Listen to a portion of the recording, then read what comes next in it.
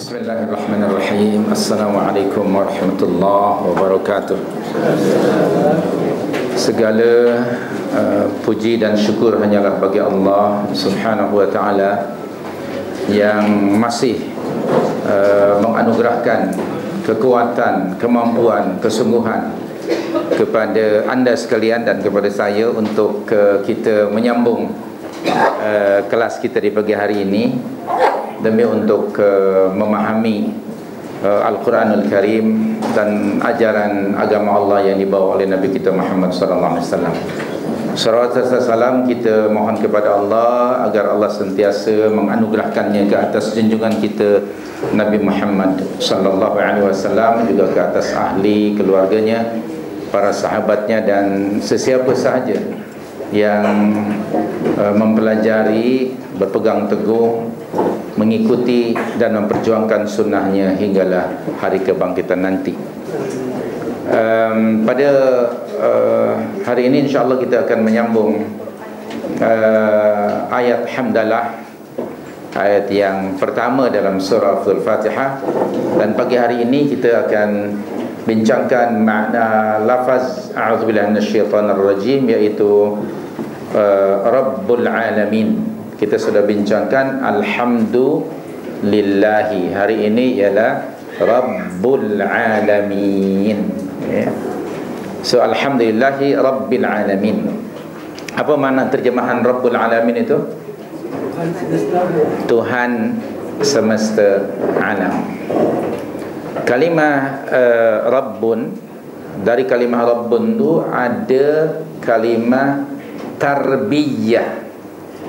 Okey, daripada kalimah Rabbun tu ada perkataan tarbiyah. Ta baris di atas, ra baris mati, tar. Kemudian ba baris di bawah. Ya-nya ada sabdu baris di atas dan tak bulat. Tarbiyah. Literally tarbiyah maknanya pendidikan, education.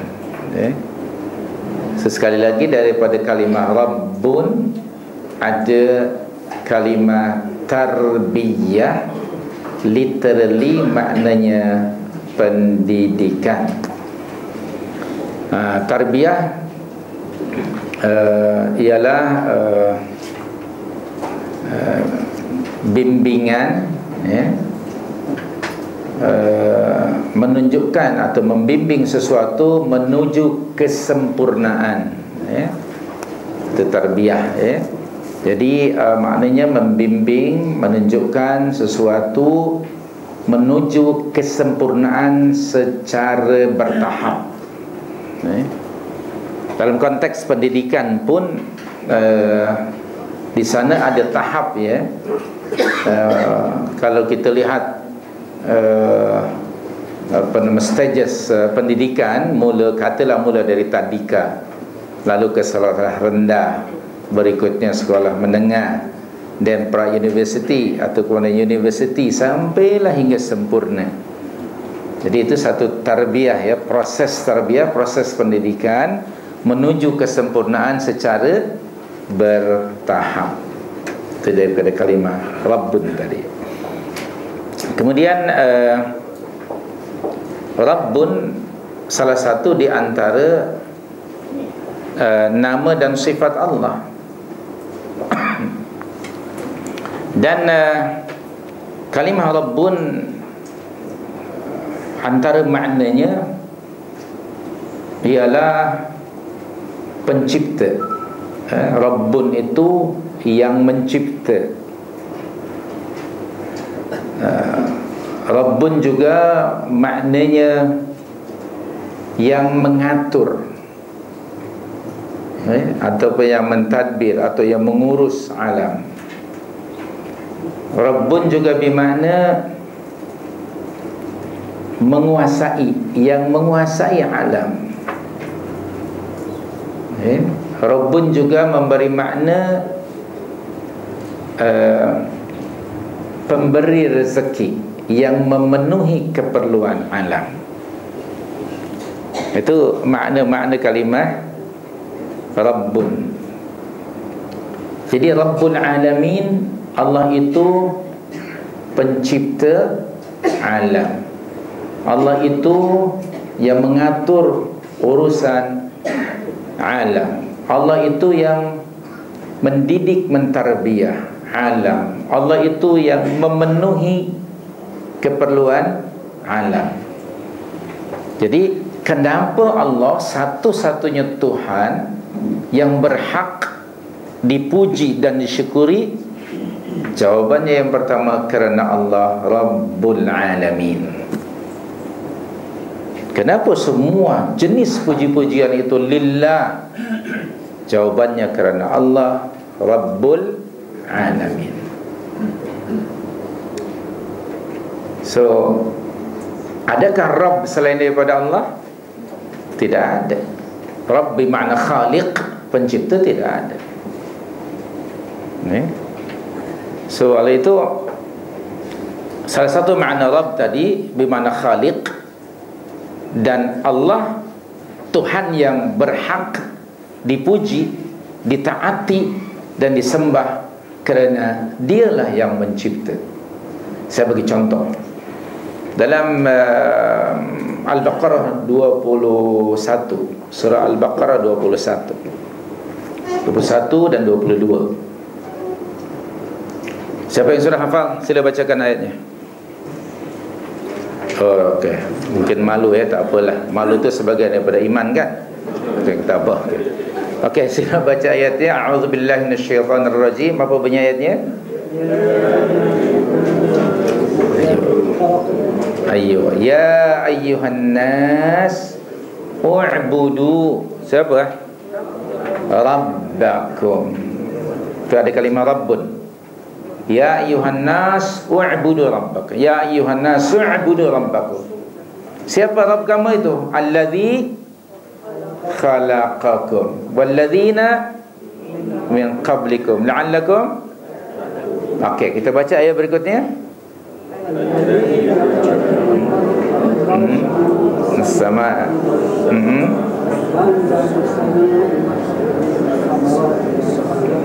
Fala taj'alu lillahi andada wa antum ta'lamun. Tengok kalimah Rabbun pada ayat 21 bermakna Khaliq. Ya ayyuhan nasu u'budu rabbakum. Siapa Rabb kamu itu? Allazi khalaqakum. Maknanya yang telah menciptakan kamu. Jadi Tuhan yang berhak dan wajib dipuji, disyukuri, ditaati dan disembah ialah Tuhan yang mencipta. Siapa Tuhan yang mencipta itu? Bukankah hanya Allah? Adakah pencipta selain daripada Allah? Tidak ada. Siapa yang menciptakan kamu? Yang menciptakan kita? Kalau tahu yang mencipta kita adalah Allah, maka konsekuensinya apa? Kita mesti mentaatinya. Kita wajib menyembahnya. Kita wajib mengesakannya. Unless kalau kita tidak merasa sebagai makhluknya. Ada sesiapa yang merasa bahawa you are not created by Allah? Na'udzubillah.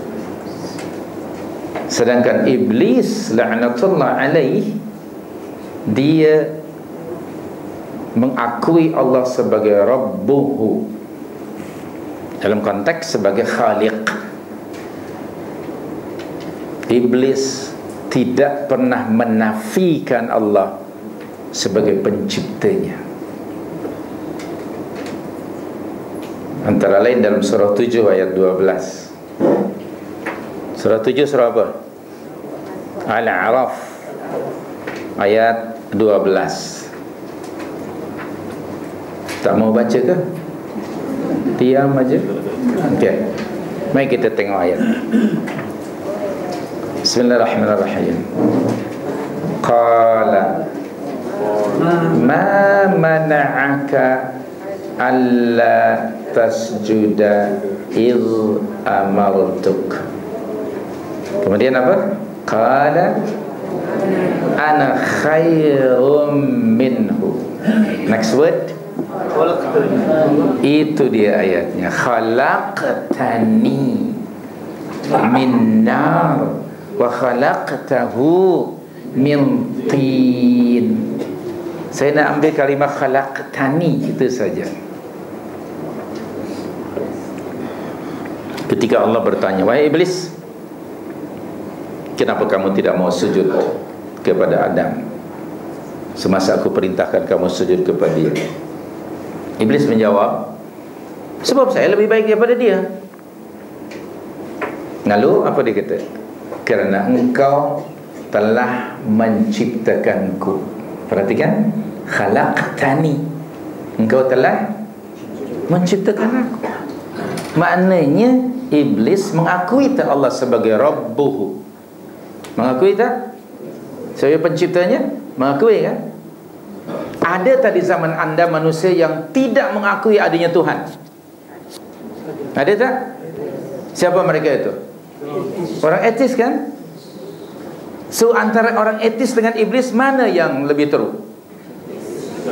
Iblis better kan? At least he believe in Allah as his creator. He never deny Allah is creator. How come there are people hari ini yang denying adanya Tuhan? Na'udzubillah. Iblis pun datang pada mereka, dia kata, salut man, I salute to you. Dia kata, I pun never deny Allah is my creator. How come you all lebih hebat dari I? Hebat. Na'udzubillah min dzalik. Na'udzubillah. Hari ini istilahnya bukan etis, tapi free thinker. Ada istilah itu tak? Free thinker. What does mean free thinker? Mereka memang not free. Even they deny adanya, na'udzubillah, pencipta. Na'udzubillah min dzalik. Fahami benar-benar kalimah Rabbun. Okay? So kenapa Allah itu satu-satunya Tuhan yang wajib disembah? Kerana dia yang mencipta. Kedua, tadi saya sudah sebut bahawa makna Rabbun, Rabbul Alamin, bukan hanya Khaliqul Alamin, tetapi bermakna juga yang mengatur segala urusan makhluk. Semua dan seluruh ciptaan Allah itu, hidup mereka diatur dan mengikut undang-undang yang ditetapkan oleh Allah pada setiap makhluk. Tidak ada mana-mana makhluk yang keluar dari sistem itu. Semuanya mengikut, tunduk dan patuh. Katalah kalau kita merujuk fizikal kita ni. Anda ingat tak semasa dilahirkan dahulu? Ingat tak? Masa keluar daripada perut ibu, tak ingat ya? Gitu ya. Saya fikir ingat anda. Okey. Kalau tengok birth certificate, ada berapa inci waktu itu anda punya badan? Berapa inci? Pendek kan? Pendek sangat. Lepas itu, mengikut sunnatullah dan undang-undang peraturan Allah, maka kita pun seperti juga pokok, dia membesar, tumbuh membesar, terus membesar. Ketika badan kita tumbuh membesar, adakah anda merasakan tak pertumbuhan badan itu? Ada rasa tak? Subhanallah. Subhanallah ya karim. Ini semua diatur oleh Allah ini. Mak kita tidak mengatur semua itu. Okay, next question. Ketika perkembangan fizikal anda berhenti, anda sedar tak? Tahun bila? Berapa hari bulan? Ketinggian anda berapa sekarang? Berapa kaki? Masa dia berhenti tu, anda sedar tak? Anda tahu tak?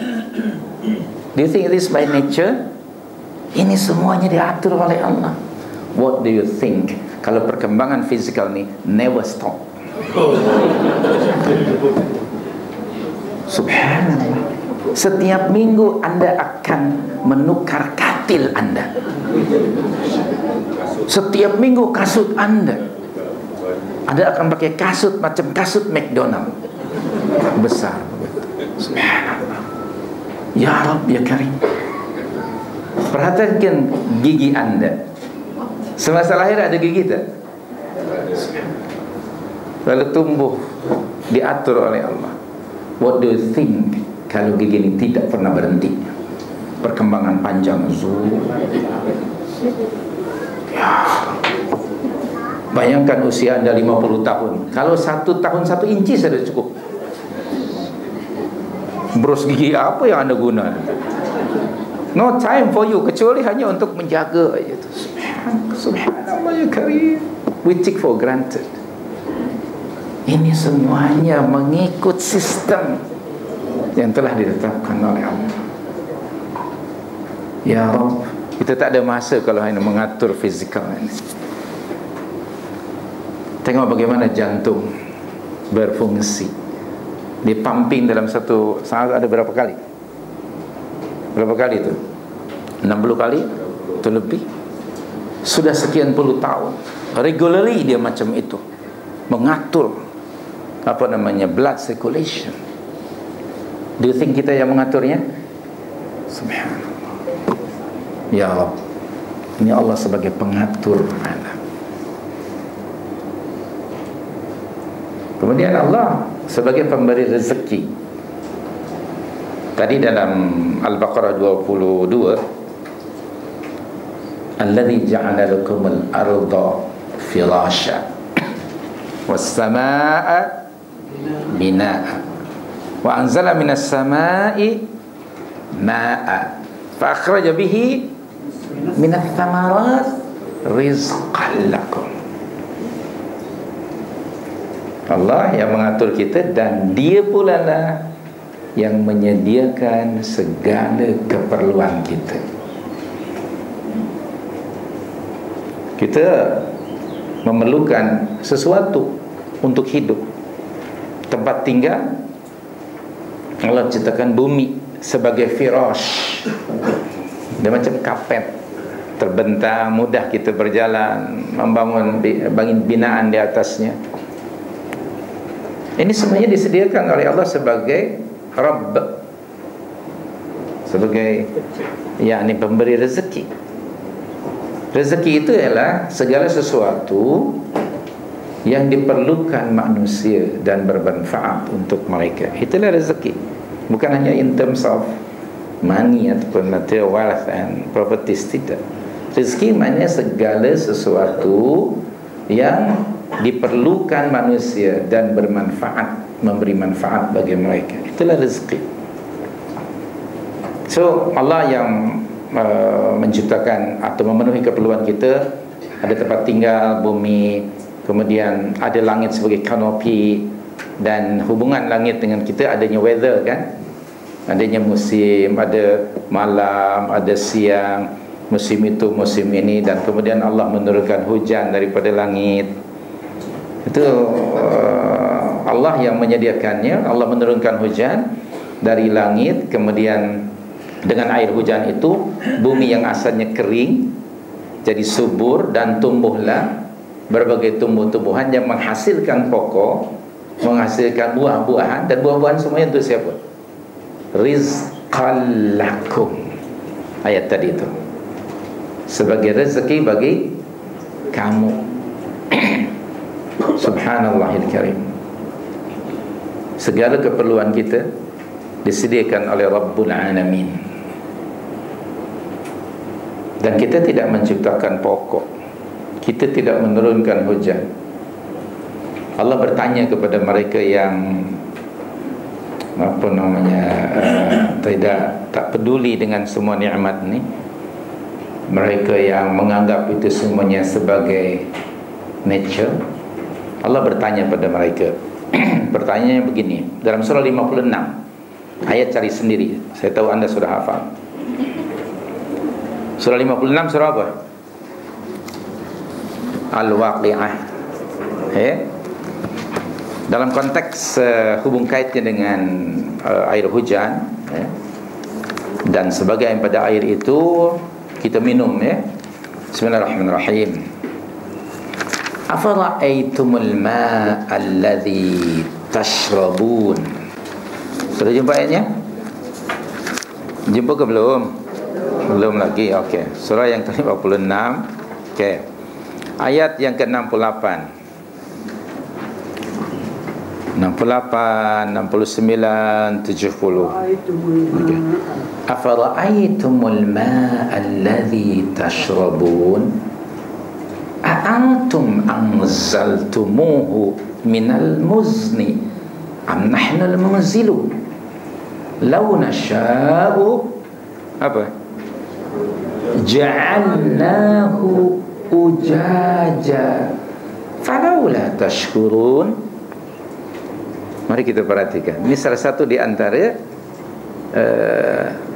keperluan kita dalam hidup ni.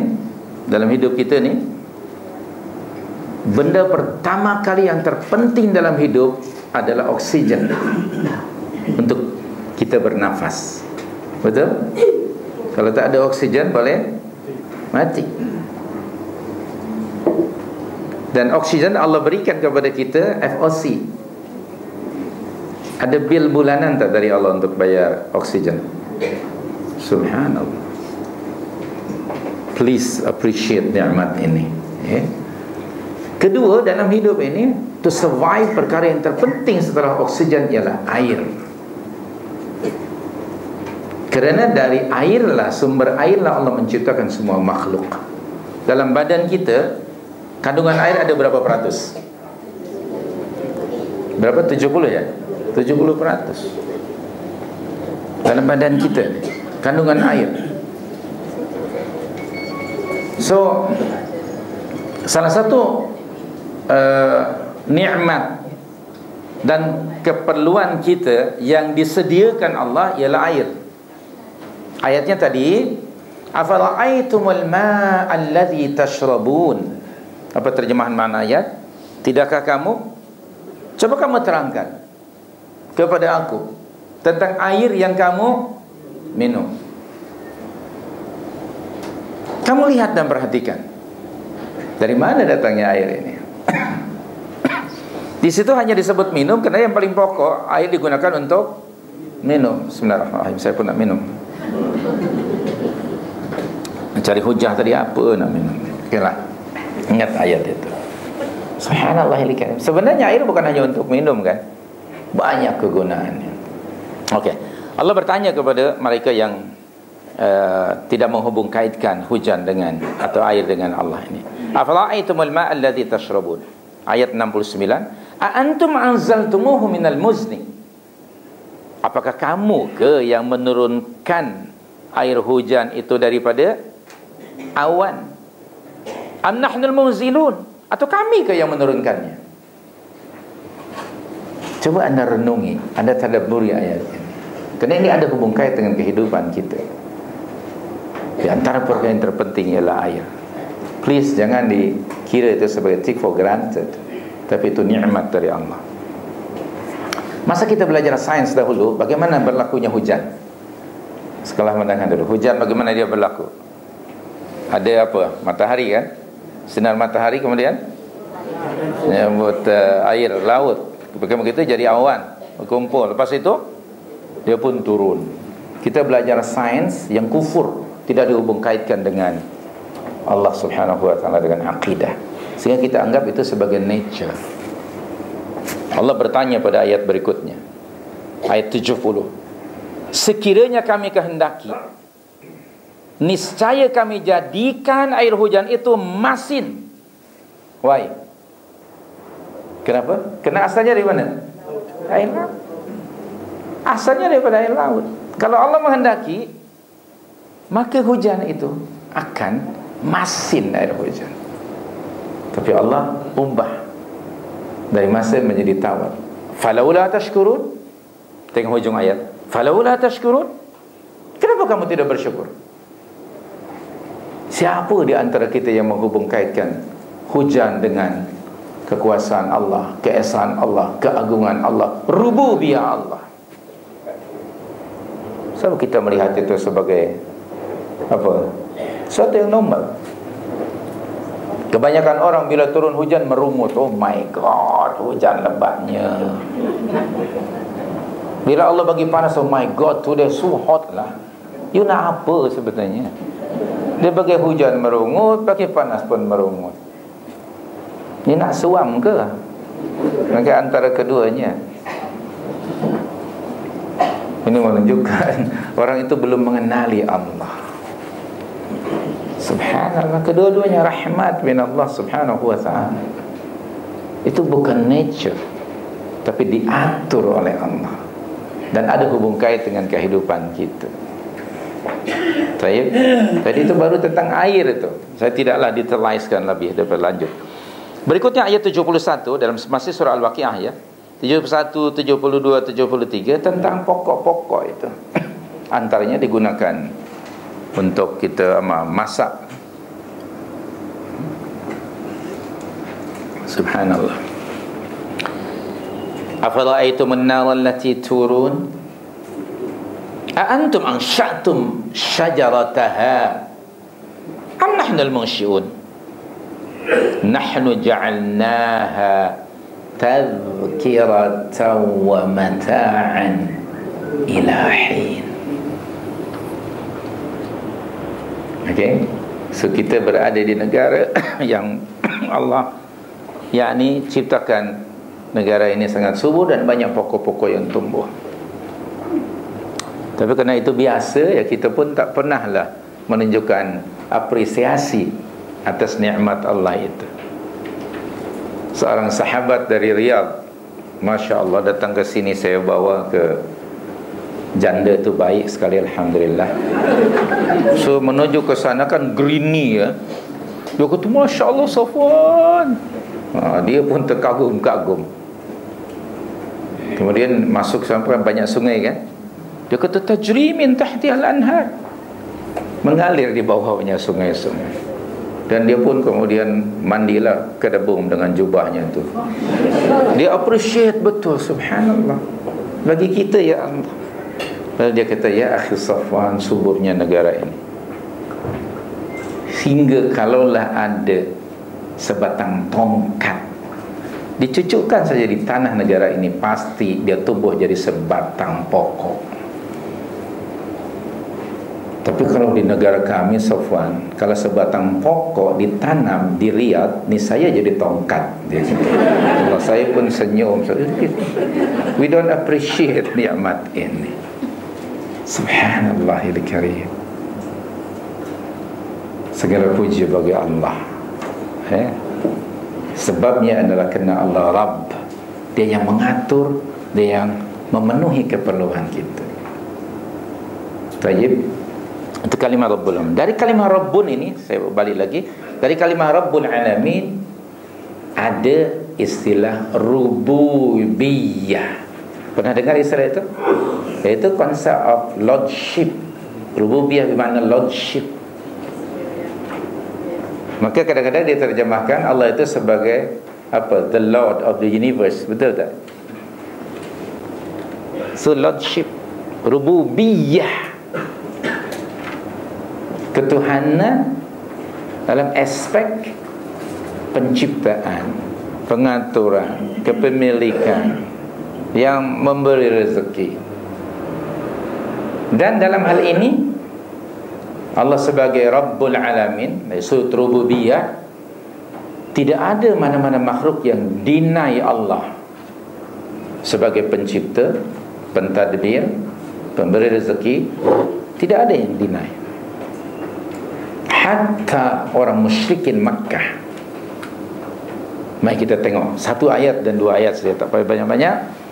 Dalam surah 29, contoh saja ya. Surah Al-Ankabut ayat 61-63.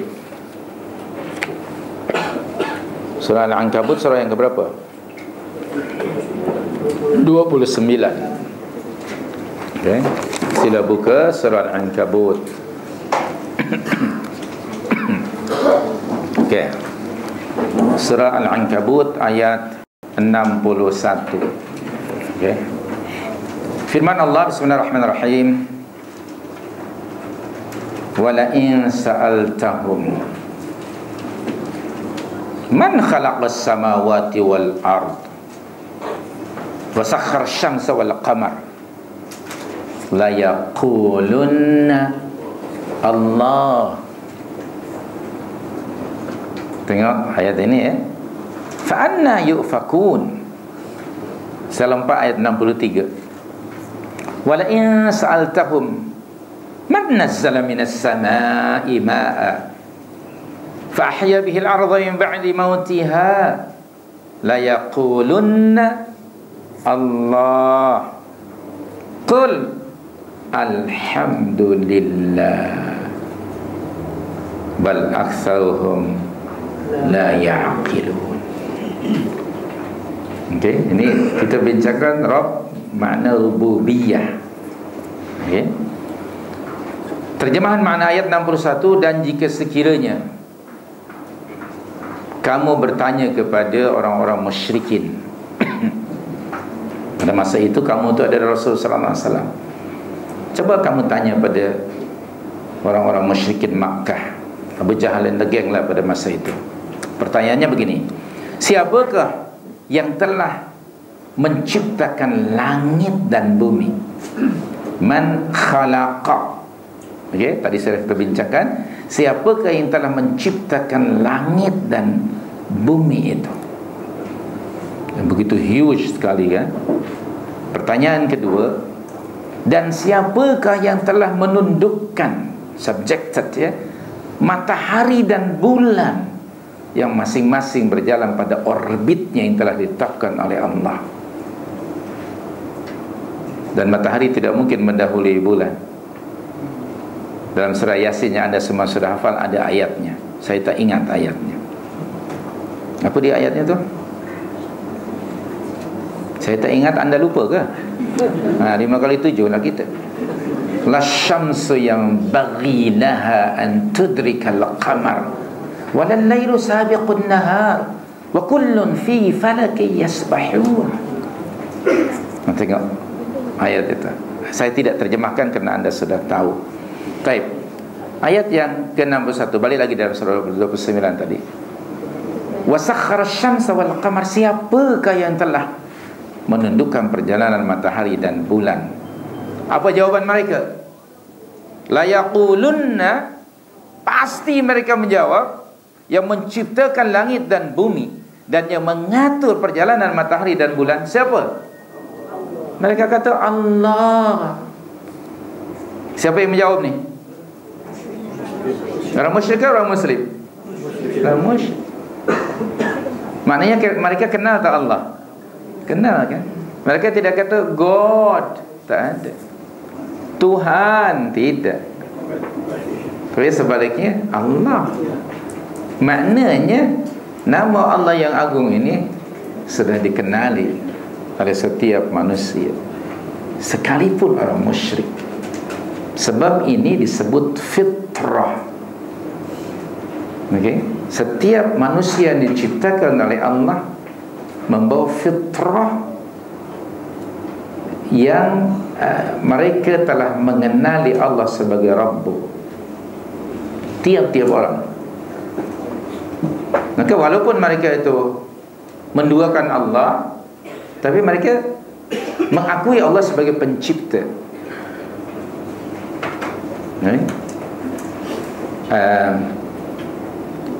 Kalau tadi saya sebut fitrah ya, anda boleh rujuk dalam surah 7 ayat 172 dan surah 30 ayat 30. Dua ayat itu. Saya tak ulang. Surah 7 ayat 172, Al-A'raf 172, dan surah 30, surah Ar-Rum ayat 30. 30. Setiap manusia diciptakan membawa fitrah, believe in Allah as their creator. Okey, itu fitrah. Dan Rasulullah SAW ada menyebut, maupun sebuah hadis kita semua biasa mendengar, apabila seorang bayi itu dilahirkan, maka ia dilahirkan dalam keadaan fitrah, suci, bersih. Lalu siapa yang akan mencorakkan anak itu? Kedua ibu bapanya. Maka setiap orang itu sudah membawa fitrah, believe in existence of Allah, believe in Allah as their creator. Kemudian ada yang denying itu karena memperturutkan hawa nafsu. Itu bukan ciptaan Allah. Sebagai bukti manusia, siapapun juga bila dia berada dalam keadaan kritikal, pasti dia punya fitrah akan keluar. Ya Allah, oh my God, pasti itu. Okay, hatta orang etis sekalipun ketika nak mati keluar dari rumah, oh my God, terperanjat semua jenderal sebelah dia. How come you call a God? Selama ini you deny God. That is fitrah. Even Fir'aun di zaman Musa, Ramses II, ketika dia going to die, that fitrah baru keluar. Dari mulutnya dia mengucapkan dalam surah 10 ayat 90, dia kata amantu billadhi annahu la ilaha illallah, annahu la ilaha illa alladhi amanat bihi banu Israel wa ana minal muslimin. Surah Yunus ayat 90. Manusia paling ekstrim yang diciptakan oleh Allah namanya Fir'aun, ketika going to die, fitrah dia yang selama ini covered, tertutupi dengan kesombongan, kebongkakan kerana dia ada kuasa dan harta, ketika hampir mati, that fitrah baru muncul. Maka Allah berfirman dalam surah 30 tadi ayat 30, fitrah itu tidak akan berubah. Contohnya Fir'aun di zaman Musa AS, surah 10 ayat 90. Ketika dia hampir mati, dia mengucap, sesungguhnya aku beriman kepada Tuhan yang diimani oleh Bani Israel, dan aku termasuk orang Muslim. Allah terperanjat. Hah? Itu pada ayat yang ke-91. Dan anda membacanya, ayat itu 6 harakat. Betul tak? Mad apa itu namanya? Al-ana waqad asaita wa kunta minal mufsidin. Terperanjat. Saya tak tahu mad apa itu. Yang 6 harakat itu al-ana. Saya tak ingat, saya ingat hanya mak lembut saja. Yang lain saya tak ingat. Okey, subhanallah. Itu 6 harakat, terperanjat. Baru sekarang ke you sedar? Al-an wa qad asaita, kamu selama ini sangat ekstrim, biasa melakukan disobedient, dan kamu selalu membuat kerosakan. Mati sebagai seorang yang kufur. Dan pada ayat 92 Allah berfirman, hai Fir'aun, hari ini lepas engkau mati, aku angkatlah jasad kamu supaya menjadi bukti pada next generation tentang kekuasaan aku dan azab orang macam you. Hari ini maminya ada. Betul? Dan kalau tak salah Maurice Bucaille, dia membuat kajian, didapati pada badan si Fir'aun itu ada garam. Kerana dia ditenggelamkan di mana? Hingga hari ini di Mesir masih ada itu. Dan mami dia masih utuh. Maha benar Allah dengan firman-Nya itu. Ayat yang ke-92 itu.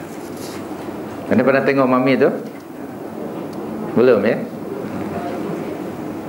So kalau anda nak tengok, bawa saya ya.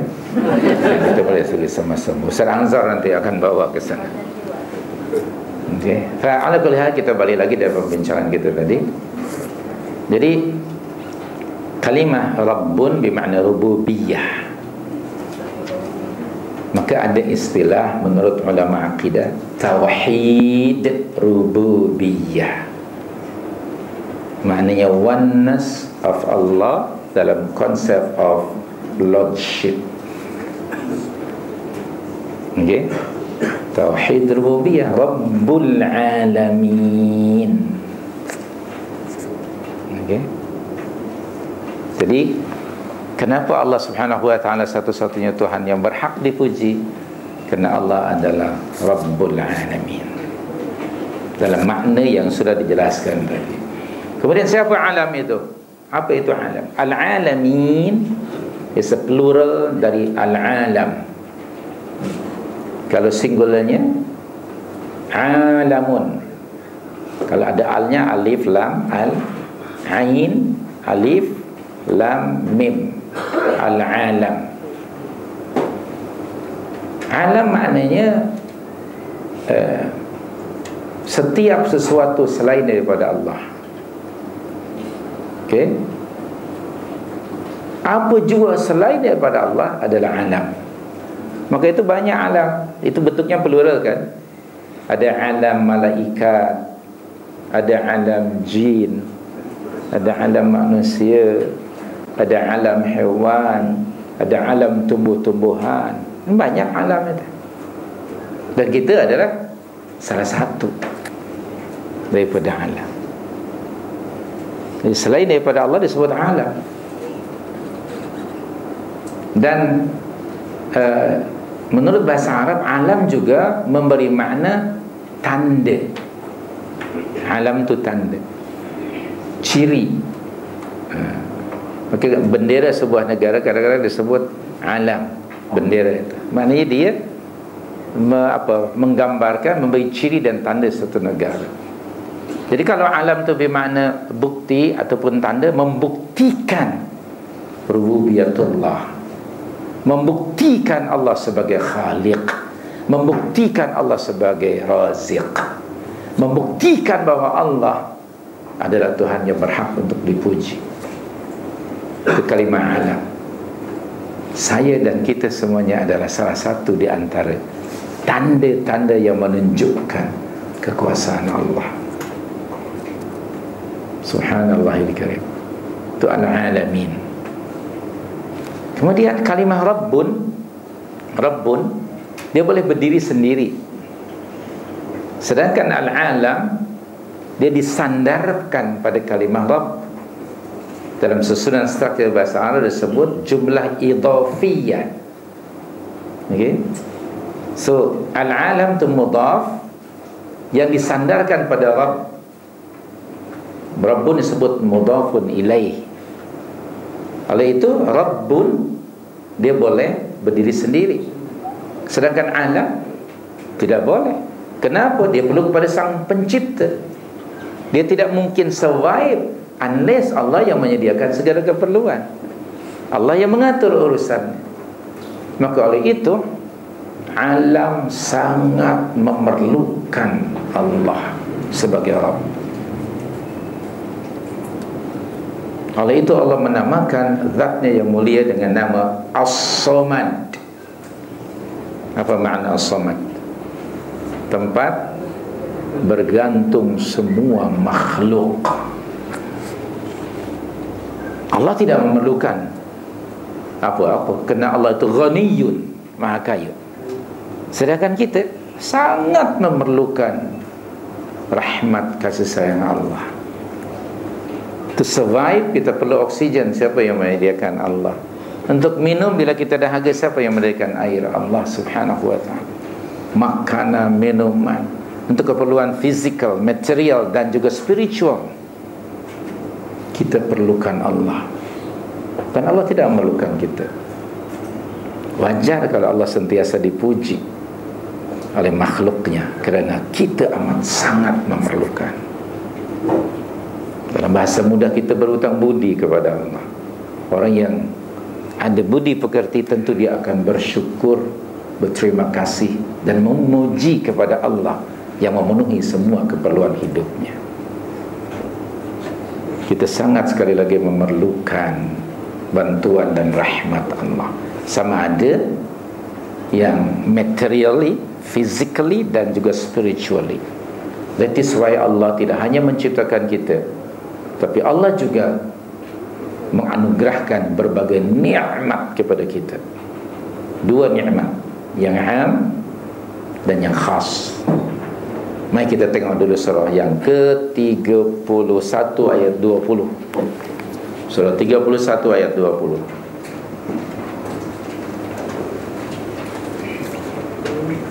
Okay. Apa bunyi ayatnya? Bismillahirrahmanirrahim. Surah 31 ayat 20. Alam tarau anna Allah sakhkhara lakum ma fis samawati wa ma fil ard wal ard. Dan kemudian apa? Wa asbagha alaikum ni'amahu zahiratan wa batinah. Inilah hujung ayat. Terjemahan makna ayat apa? Tidakkah kamu perhatikan? Sesungguhnya Allah telah menundukkan bagi kamu apa-apa yang ada di langit dan di bumi. Kemudian, dan Allah menyempurnakan nikmatnya bagi kamu, sama ada nikmat yang zahir maupun yang batin. Perhatikan para jemaah, hafizakumullah. Kalimat alam tara maknanya sesuatu itu ada di depan mata. Langit kita nampak dengan mata ini, demikian juga bumi kita berada di atas muka bumi. Sesuatu yang ada di depan. Keduanya, bila Allah menyatakan alam tara, kebanyakan kamu buat aja terhadap langit dan bumi ini. Tak kisahkan kita hari-hari kan? Tidak ambil peduli. Kita tidak berinteraksi dengan Allah melalui ciptaannya. Atas muka bumi jalan aja. Langit seolah-olah tak ada apa hubung kait dengan kita. Adanya malam dan siang seolah-olah tak ada hubung kait dengan kita. Tidak heran kalau kemudian Allah menyelar dan menempelak orang macam itu. Wa ma ta'tihim min ayatin min ayati rabbihim illa kanu anha. Tak mau sambung ke? Wa ma ta'tihim min ayatin min ayati rabbihim illa kanu. Tak masuk gear lagi. Ya Allah, dah 40 tahun baca tu. Illa kanu anha mu'ridin. Berapa banyak tanda-tanda yang menunjukkan kekuasaan Allah. Hari-hari datang pada mereka. Ada malam, ada siang, ada hujan, ada terik matahari, ada langit, ada bumi, ada bintang, ada bulan. Hari-hari nampak. Tetapi kebanyakan mereka mu'ridun. Mereka turn away, tak kisah, tak peduli, seolah-olah itu tidak ada hubung kait dengan diri dia. Ramai orang ditempelak oleh Allah melalui firman-Nya itu, termasuk diri kita. Kita tidak mentadabbur ayat itu. Subhanallahil karim. So, balik lagi tadi surah 31 ayat 2. Alam tarau, dengan mata. Sama ada lihat dengan mata kasat atau bermakna apa? Kamu fikirkan, buat research, guna akal yang Allah anugerahkan kepada kamu. Pasti kamu kalau menggunakannya akan mendapat manfaat duniawiyah, worldly life, dan juga diniyah, urusan agama. Kamu akan beriman kepada Allah dengan iman yang benar, yang mantap, kerana kamu mengenali Allah melalui ciptaan-ciptaannya. In another word, Allah menghendaki kita untuk menjadi saintis sebetulnya. Iman yang berasaskan kepada hasil kajian ilmiah akan mantap, tidak akan goyah apapun yang berlaku. Jangan terperanjat. Hingga hari ini di Amerika dan Eropah, antara orang yang memeluk Islam di kalangan para saintis, dan mereka beriman kepada Allah based on a proof and evidence, scientifically proven. That is why iman mereka tidak stagnan, tapi imannya bergerak hingga mereka menjadi pejuang dan penegak agama Allah. Lalu mereka lebih famous dari kita, lebih popular namanya dari kita. Padahal baru masuk Islam berapa tahun? Yusuf Islam berapa tahun baru masuk Islam? Mana lebih lama antara kita dengan dia? Saudara kita Web apa? Suhaib apa? Suhaib Web. Baru berapa tahun. Itu yang luar negara. Dalam negara juga ramai. Kenapa? Beza dengan kita. Iman kita macam stagnan, iman yang mati. Sedangkan mereka imannya hidup dan bergerak. Lalu mereka menjadi agent untuk mengubah masyarakat dari jahil kepada ilmu. Misalnya, mereka menjadi duat, mereka menjadi ansarullah, menjadi penolong-penolong agama Allah. Why? Karena mereka beriman berdasarkan kajian. Alam tara, kamu lihat bagaimana Allah Subhanahu wa ta'ala menundukkan semua apa yang ada di langit dan di bumi untuk siapa? For you. Betul tak ayat itu tadi? Lakum. Surah 31 ayat 20. Segala sesuatu yang Allah ciptakan yang ada di langit dan di bumi untuk siapa? For you, man. For you. So maknanya manusia menjadi master of the world. So every creation of Allah itu to serve you. Seluruh ciptaan Allah yang Allah ciptakan untuk memenuhi keperluan kamu. Lalu kamu diciptakan oleh Allah untuk apa? That is a question. Kalau semua ciptaan Allah to serve you, then kamu diciptakan Allah to serve Allah. Sudah kita buat macam itu?